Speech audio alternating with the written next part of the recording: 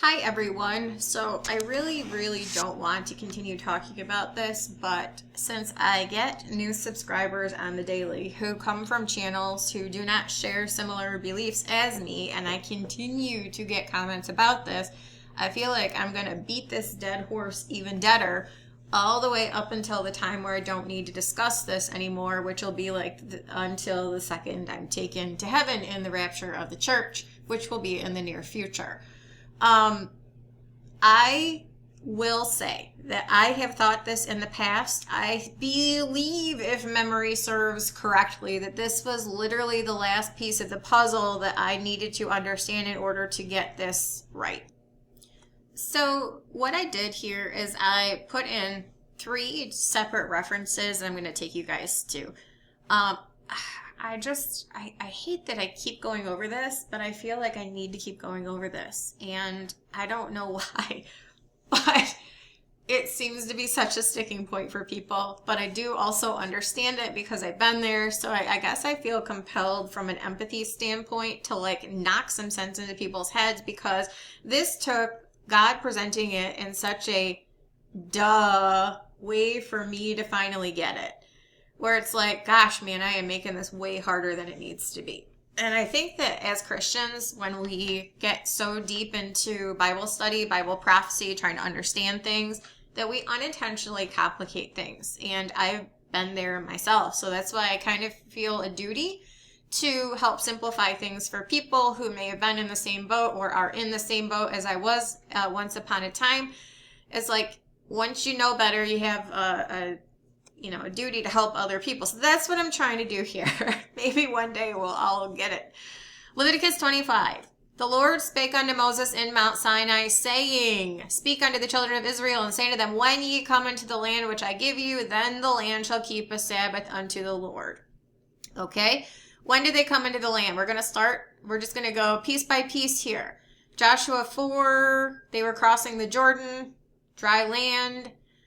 The Lord spake unto Joshua, saying, Command the priests to bear the ark of the testimony, that they come up out of the Jordan. Joshua therefore commanded the priests, saying, Come ye up out of the Jordan. It came to pass, when the priests that bear the ark of the covenant of the Lord were come up out of the midst of the Jordan, and the soles of the priests' feet were lifted up onto dry land, that the waters of the Jordan returned into their place, and flowed over all his banks as they did before. And the people came up out of the Jordan on the 10th day of the first month, and encamped in Gilgal in the east border of Jericho. They celebrated the Passover in the very next chapter, so we know that this is the 10th day of Nisan. So when we come back up here to just the first couple of verses in Leviticus 25, we're told everything that we need to know. And why is this?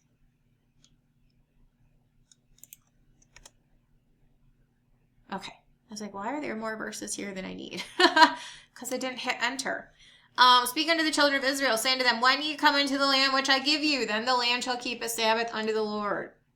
Okay, so we know that whatever we're going to start counting here is from Nisan 10, because that was the commencement of the commandment. The fulfillment of the commandment is when ye come into the land, begin this count. 6 years thou shalt sow thy field and prune thy vineyard, gather in the fruits thereof, but the 7th year shall be a Sabbath of rest unto the land. A Sabbath for the Lord, thou shalt neither sow thy field nor prune thy vineyard. Okay?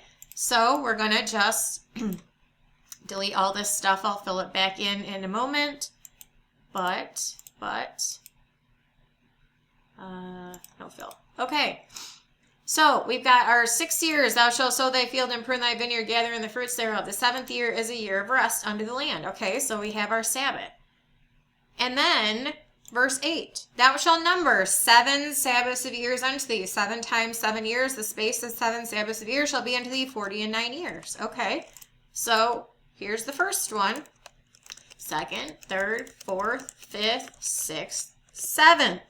Okay, and then there's this verse that is causing everyone so many problems. Then shalt thou cause the trumpet of the jubilee. The word here in the Hebrew text is actually teruah, not Yaubel. I've talked about this so many times. I guess I wasn't going to, but let's Blue Letter Bible. And let's just show you right here. Leviticus 25, 9 through 10. All right, so people are saying a Jubilee year starts on Tishri 10 because this verse comes before this verse, and this verse talks about Jubilee years. Okay, cool.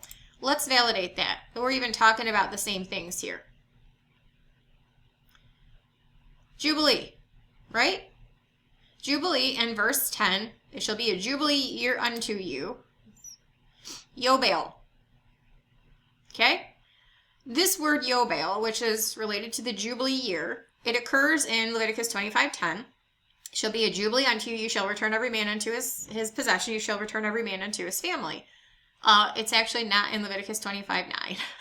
As you can see, this tells you all of the places where this word Yobel occurs in the Old Testament, and it's not in Leviticus 25:9. So we'll validate that. What word is here? Because it's like, well, no, it's in the verse, right? Leviticus 25:9. Right here. It's in the verse, right? Thou shalt cause the trumpet of the Jubilee to sound. Well, it's not the same word. It's not the same word. It's the word teruah, right here. Teruah, like Yom Teruah, like what it says right here. See, like this is why I love word studies so much. I love word studies so much because you can disabuse yourself of a really bad notion really dang fast if you do them, but people don't do them. So just like we validated that Yobel occurred in Exodus 19:13, talking about the voice of the trump which delivered the law on Sinai to the people in Exodus 19, and it wasn't used again until Leviticus 25:10. You have context for this teruah right here. It's not Jubilee. It's not Yobel. It's teruah. Thou shalt cause the trumpet of the blowing to sound on the 10th day of the 7th month. Exactly what the Feast of Trumpets is, Leviticus 23:24. Speaking to the children of Israel, saying the 7th month, in the first day of the month, shall you have a Sabbath, a memorial of the blowing of trumpets and holy convocation. Yom Teruah is the Feast of Trumpets, and teruah is the word used in Leviticus 25:9. We have a word study to validate this. So anyone who is believing this simply based on the fact that the King James Version inserts the word Jubilee in Leviticus 25:9, that's the start of a Jubilee year because of that, it's on its face a false argument because we validated that the word Yobel is not actually even in that verse. So it's talking about something else altogether, but we'll get there. So we have this number 7 Sabbaths of years, and then there's here. Thou shalt cause the trumpet of the Jubilee to sound on the 10th day of the 7th month in the day of atonement. You shall make the trumpet sound throughout all your land. Okay? So there is something here that's related to Tishri 10. Okay? Which is not, it doesn't have anything to do with years. It's just something on a day. Like the Nisan 10 is something on a day that led to the count of years. 6 years, so they feel prune thy vineyard, gathering the fruits thereof. The 7th year is a year of rest. Number 7 Sabbaths of years, and then in the 50th year, hallow it and proclaim Jubilee. All of these years, regardless of whether it's the 12th or the 50th or the 75th, etc., are all going to have that same start date because they're based on the same count of years. This was the dumb moment for me, was God was like, Heather, stop complicating it. Would your anniversary of your birthday, your 50th birthday, would it be on any day other than when you were born? This is an anniversary year, if you want to look at it like that. It's a year dedicated to a whole bunch of stuff related to a Jubilee concept. So that's like somebody is celebrating their 50th birthday all year. Okay, your 50th birthday is still going to be on the day that you were born. Like the beginning of every single year related to the land Sabbaths, irrespective of whether it's the 10th or the 15th or the 50th or the 25th or whatever, it's going to start on the same day. This is like a simple concept, folks. Your birthday is always going to be on the day of your birth, regardless of what birthday it is. Your anniversary of the day that you got married is always going to be on the day that you got married, regardless of what number anniversary it is. Like, this is a simple thing that people have just lost perspective on because of this day where it says to sound a trumpet. Okay, what's that related to? The law is a shadow of things to come, but the body is of Christ. The context of this chapter is all about the day that Israel entered the land in order to begin a count of years. 100% of the context of Leviticus 25 is talking about years. So if there is something here that is on a day which has nothing to do with the day they came into a promised land, but it's dealing with some kind of concept, then you're talking about something else altogether. More importantly, you're probably talking about something that's being foreshadowed of Christ. And indeed you are. The reason we understand this is because this concept of jubilee that people are saying starts, this jubilee year starts on Tishri 10 because there's this thing here, jubilee here, and in the next verse, you shall hallow the 50th year, proclaim liberty throughout all the land of the inhabitants thereof. It shall be a jubilee unto you. So they're saying, well, it's here in verse 10 and it's here in verse 9. So verse 10 must be talking about verse 9. Thus, verse 10 starts on the day mentioned in verse 9.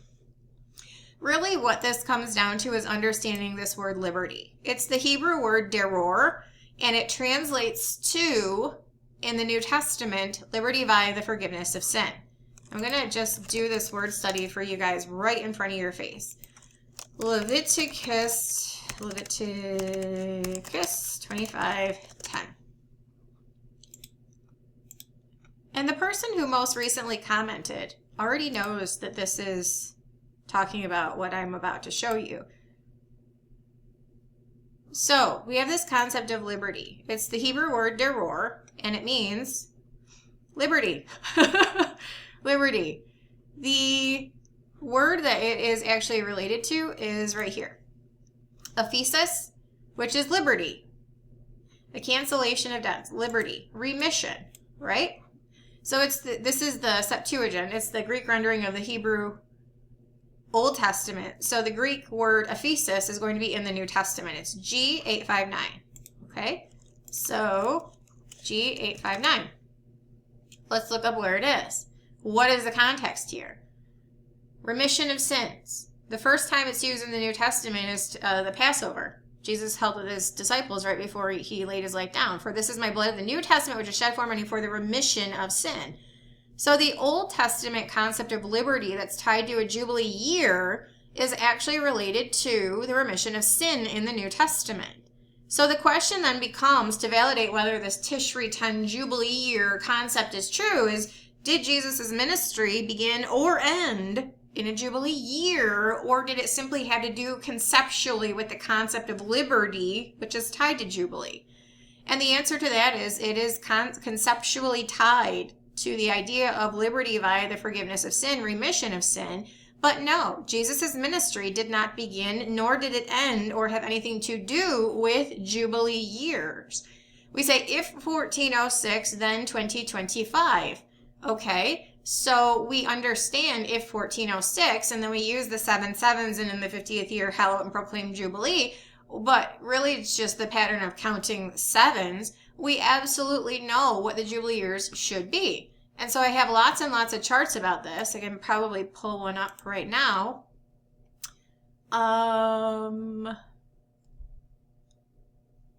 Comprehensive Jubilee timeline. And it's probably the...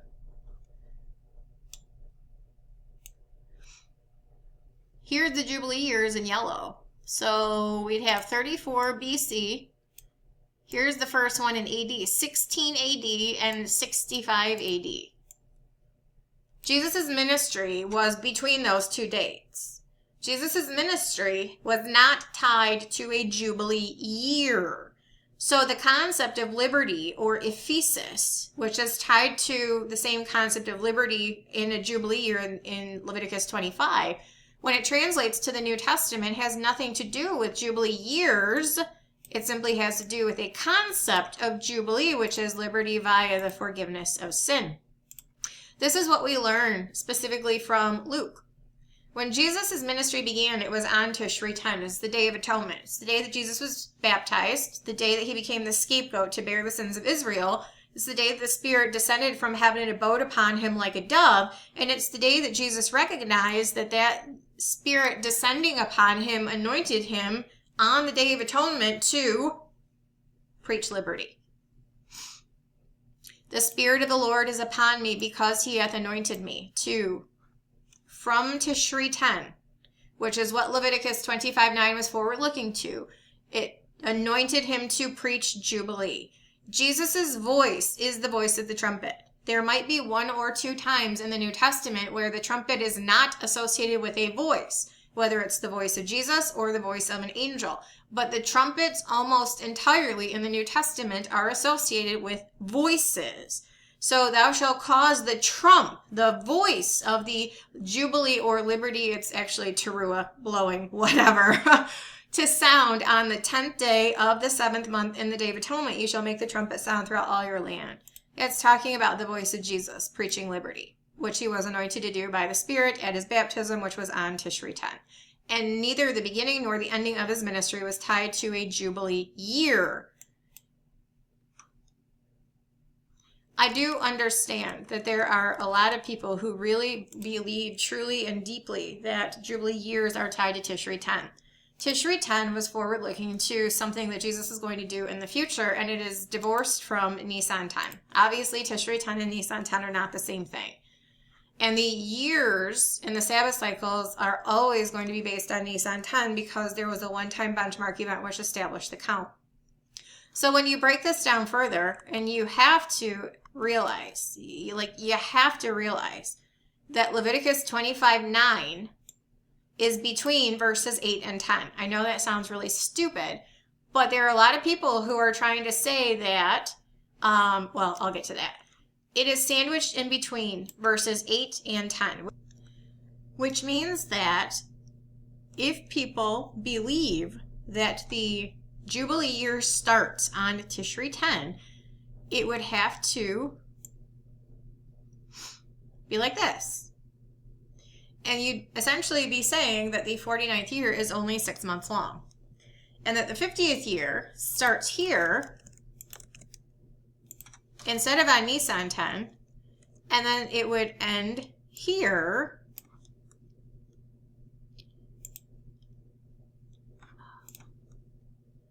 this is right at the worst spot. That it ends here. So then what do you do with Tishri 10, the end of this Jubilee year, to Nisan 10? Because Nisan 10 is when the years and the weeks and the Sabbath cycles and all of that start.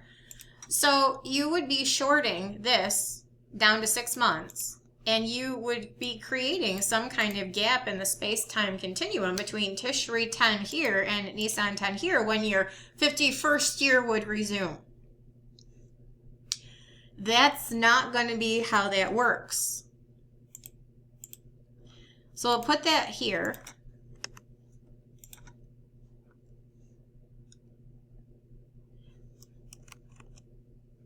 And we'll go to verse 10. You shall hallow the 50th year, proclaim liberty throughout all the land unto the inhabitants thereof. It shall be a jubilee unto you. You shall return every man to his possession. You shall return every man unto his family.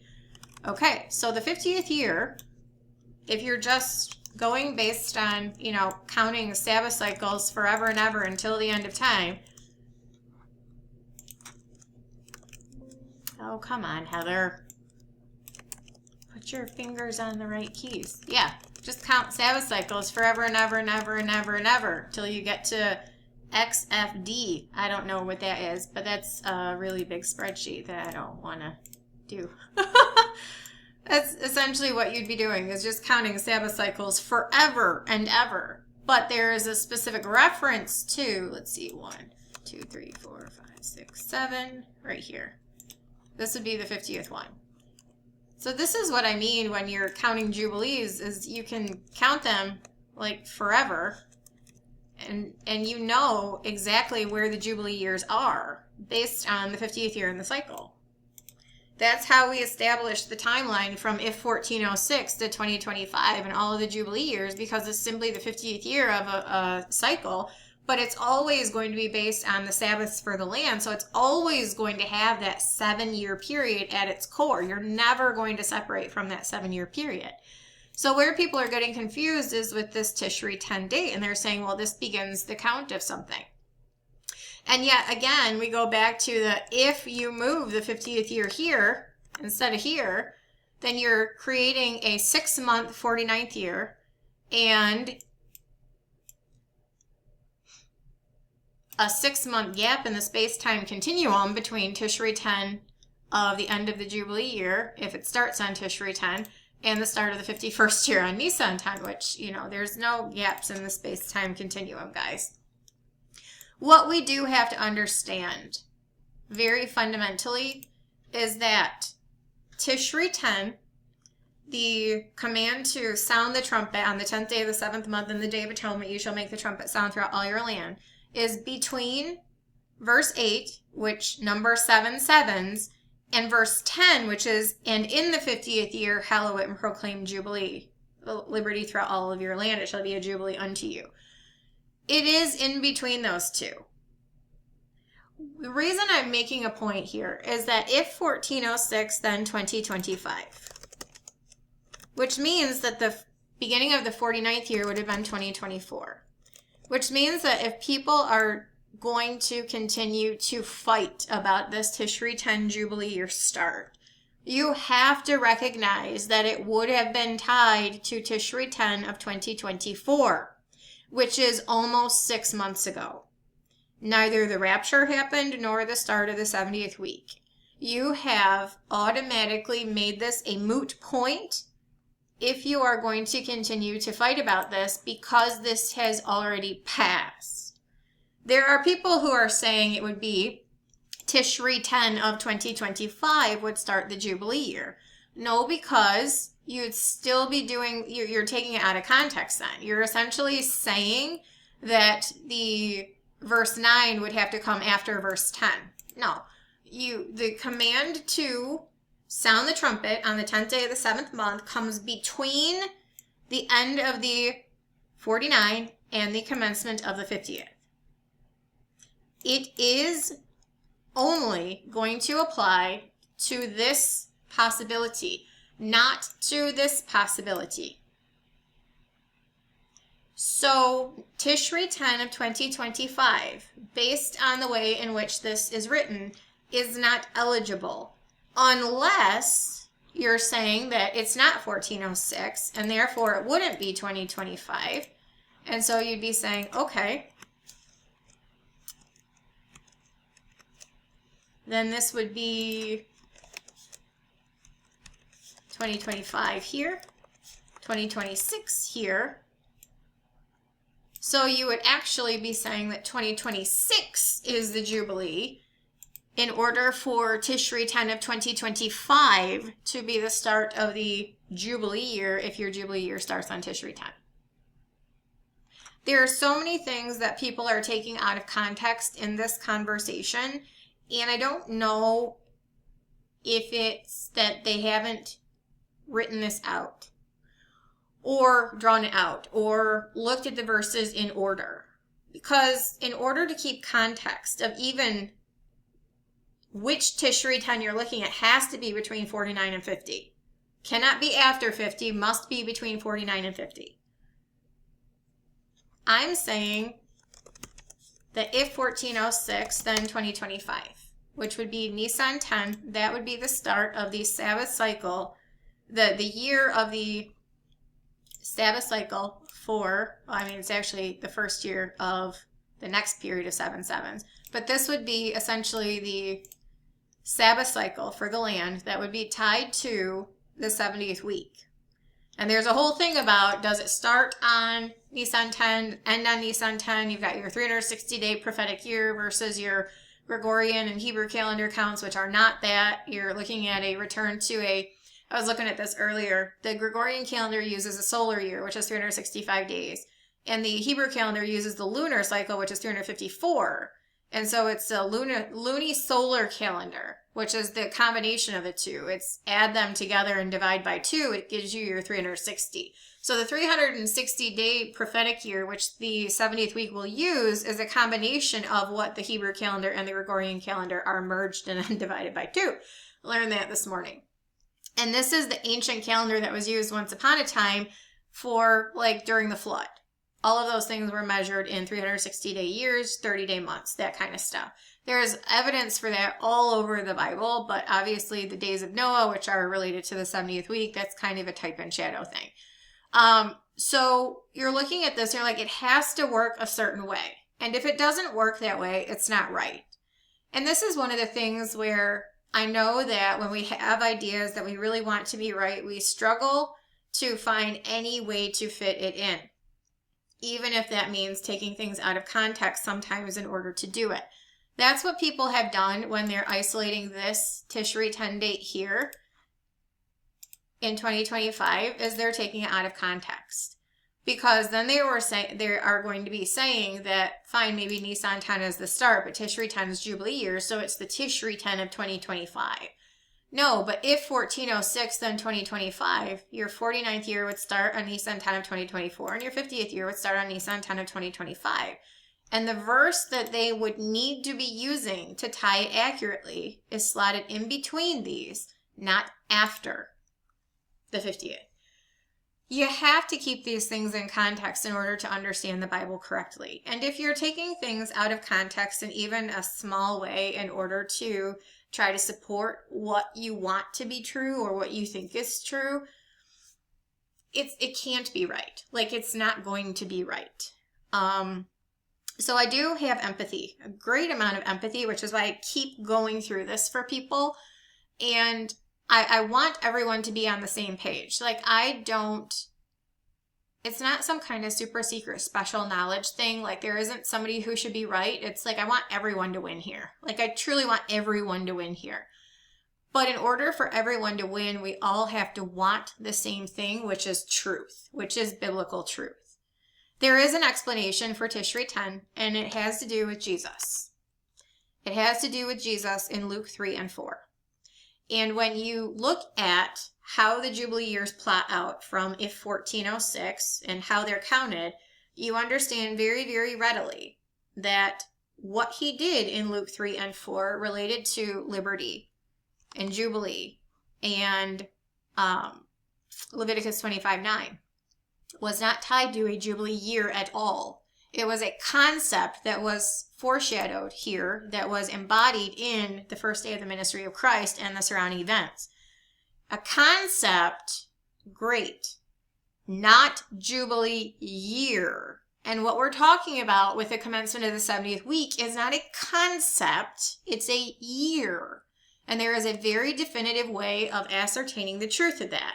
That is what we're trying to do here, folks, is get to the truth, to get rid of all of the things that aren't right so that we can understand what is and why it is. If truth is not the ultimate goal, what are we doing? I don't know. Stick with the truth. I hope this has been helpful. I really don't want to continue having to go through this, but I know that I'm getting new people who are fighting this, and people are actually doing videos about my content against it.